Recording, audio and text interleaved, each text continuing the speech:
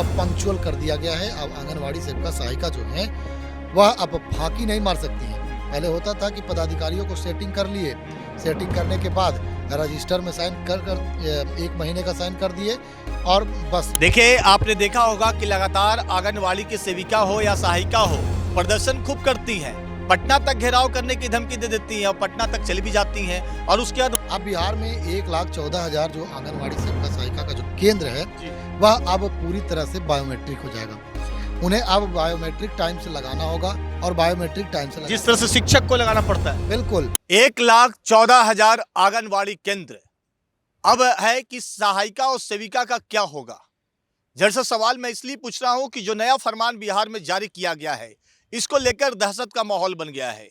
और ये दहशत हो भी क्यों नहीं, क्योंकि अब अनुशासन से बिहार चलने वाला है। अब सहायिका और सेविका जो समय पर नहीं पहुंचती थी, घर बैठे ही काम चल जाता था, अब कुछ नहीं होने वाला है। इस पर विस्तृत जानकारी के लिए हमारे साथ सहयोगी पत्रकार चितरंजन कुमार हैं। क्या बोलना चाहेंगे चितरंजन जी, जिस तरह से सरकार का नया फरमान आया है? देखिए चंदन जी, समेकित बाल विकास योजना के तहत एक फरमान जारी कर दी गई है। और यह फरमान तब जारी की गई है जब लगातार विभाग को यह शिकायत मिल रही थी कि आंगनवाड़ी सेविका सहायिका जो हैं वह केंद्र को बढ़िया से संचालित नहीं करती हैं या तो बंद रखती हैं। तो ऐसे में लगातार शिकायत मिलने के बाद जिला पदाधिकारी और विभाग को भी ऊपरी स्तर पर इस तरह की शिकायत मिल रहे थे। अब बिहार में 1,14,000 जो आंगनवाड़ी सेविका सहायिका का जो केंद्र है वह अब पूरी तरह से बायोमेट्रिक हो जाएगा। उन्हें अब बायोमेट्रिक टाइम से लगाना होगा और बायोमेट्रिक टाइम से जिस तरह से शिक्षक को लगाना पड़ता है, बिल्कुल। तो अब बायोमेट्रिक लगा करके ही कोई काम किया जा सकता है, यानी कि अब टाइम जो है वह पंक्चुअल कर दिया गया है। अब आंगनवाड़ी सेविका सहायिका जो हैं वह अब फांकी नहीं मार सकती हैं। पहले होता था कि पदाधिकारियों को सेटिंग कर लिए, सेटिंग करने के बाद रजिस्टर में साइन कर 1 महीने का साइन कर दिए और बस केंद्र खुला। देखिए, बहुत बड़ा अपडेट यहाँ पर चितरंजन बता रहे हैं। यहाँ पर जो बायोमेट्रिक सिस्टम है उसके तहत ही सहायिका और सेविका को सबसे पहले अटेंडेंस बनाना पड़ेगा, अपनी उपस्थिति केंद्र में दर्ज करवाना पड़ेगा। उसके बाद काम होगा, कार्य होगा। पहले क्या होता था, जैसा चितरंजन बता रहे हैं कि पहले फांकी मार देते थे, यानी क्या होता था, घर बैठे ही काम हो जाता था, रजिस्टर पर ही हो जाता था, कलम से काम हो जाता था। लेकिन अब वैसा चलने वाला नहीं है। जो भी सहायिका और सेविका है वो सावधान हो जाए। जो नया अप टू डेट है, जो सबसे पहले अप टू डेट कर रहा है जो आगे क्या होगा फिर? देखिए चंदन जी, उसके अलावे भी कई फरमान जारी कर दिए गए हैं। विभाग अब पूरी तरह से चुस्त दुरुस्त हो गई है। ऐसे में बायोमेट्रिक का सुविधा तो अप्रैल में लागू हो जाएगा, यानी कि नए साल 2026 में अप्रैल के महीने में ये पूरी तरह से कार्य करने लगेगा बायोमेट्रिक। और सभी सेविका सहायिका जो हैं वह बायोमेट्रिक करके ही अब काम करेंगी।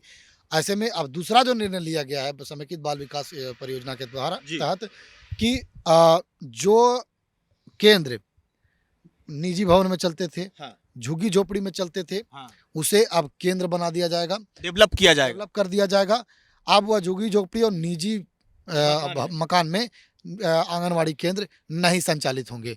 तो यह भी एक बड़ी बात है, क्योंकि निजी भवन में चलता था तो ऐसा होता था कि आंगनवाड़ी केंद्र जो संचालित होते थे उसी के घर में हो जाता था। अपने आंगनवाड़ी जो होती थी वह अपने ही घर में संचालित करती थी और घर में अपना काम धंधा कर रही है, इधर बच्चों को बैठा लिया है, जो रसोइया खाना बनाती थी और वही खाना किसी के भरोसे छोड़ दिया जाता था। बिल्कुल छोड़ दिया जाता था या नहीं चलाया जाता था। अपने घर में था तो क्या करिएगा, वो घर में अपने मन मर्जी से चला रही है। जांच करने आए उनको मैनेज कर लिए। बिल्कुल मैनेज तो होता ही है।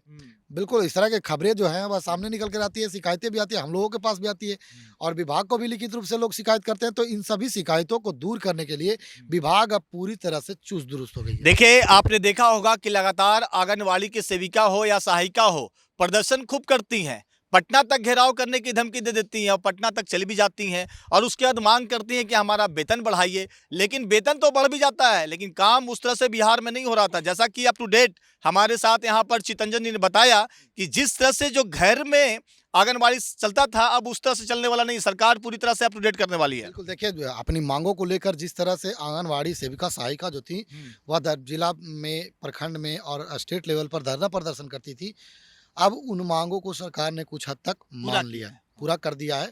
पूरा तो नहीं किया है जो मांग थी, लेकिन कुछ हद तक पूरा कर दिया है। तो ऐसे में अब मांग पूरा होने के बाद कहीं ना कहीं सख्ती तो होनी चाहिए, क्योंकि पेमेंट दे रही है सरकार, पेमेंट बढ़ा करके दे रही है सरकार, व्यवस्था भी दे रही है सरकार। तो ऐसे में कहीं ना कहीं अब सरकार भी चाहती है कि हम जो राशि अब सेविका और सहायिका के बीच में या इस योजना के परियोजना के तहत जो आवंटित करते हैं, बाँटते हैं, हाँ। उसका सही लाभ जो है हुँ। जिस पर्पज़ से आंगनवाड़ी चलाई जाती है, उस बच्चों को मिल सके, उन परिवारों को मिल बच्चों सके। को मिल सके। बहुत-बहुत धन्यवाद चितरंजन, आपने बहुत बड़ा अप टू डेट दिया है। सेविका, सहायिका हो जाइए सावधान, क्योंकि अब नहीं चलने वाला है ढुलमुल रवैया। क्योंकि जिस तरह से सरकार आपके लिए सोच रही है, तो आपके लिए भी जनता के हित में सोचना पड़ेगा और जो सरकार आपको नियम और कानून और नियमावली बनाई है, उसके तहत आपको चलना पड़ेगा। सरकार करने जा रही है पूरी तरीके से अप टू डेट।